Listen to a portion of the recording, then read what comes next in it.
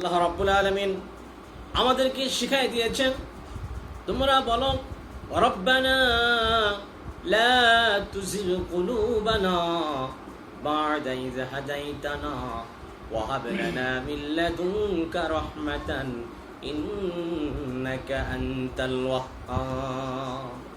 আল্লাহ তাআলা আমাদেরকে শিখাই দিচ্ছে, বান্দা তোমরা আমি আল্লাহ রাব্বুল আলামিনের কাছে এভাবে দোয়া করো, লা তুজিগ কুলুবানা বা'দা ইয হাদাইতানা, হে আমার রব, হে আমার প্রতিপালক, আপনি যখন একবার আমাকে এই হিদায়াতের রাস্তায় এনেছেন, এই হিদায়াতের রাস্তায়, হিদায়াতের পথে টিকে থাকার মতো, অবিচল থাকার, ইস্তেকামত থাকার তৌফিক দান করো। আল্লাহ তাআলা শিখাচ্ছে, হে বান্দা তোমরা বলো লা তুজিগ কুলুবানা বা'দা ইয হাদাইতানা ওয়া হাব লানা মিন লাদুনকা রাহমা ইন্নাকা আনতাল ওয়াহ্হাব।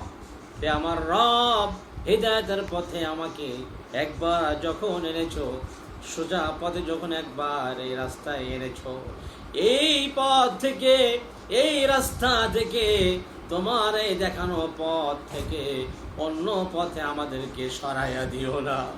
হে আমাদের রব, আপনি আমাদের দোয়া কবুল করে।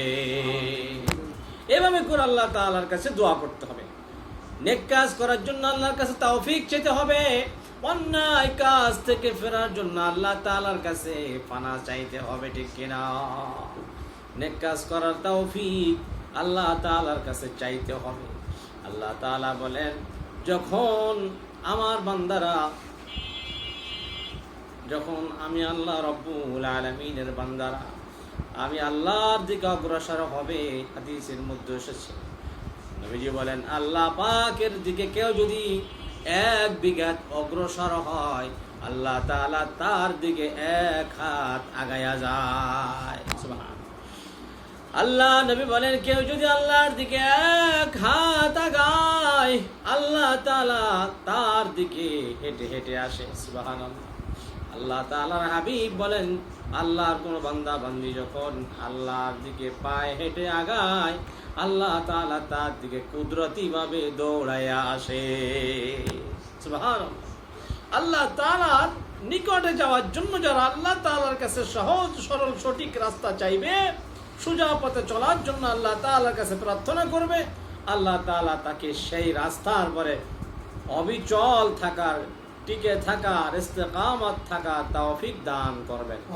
বলেন আমিন। আল্লাহ আমাদেরকে সরল সোজা সঠিক পথে থাকার তৌফিক দান করো, বলে আমিন।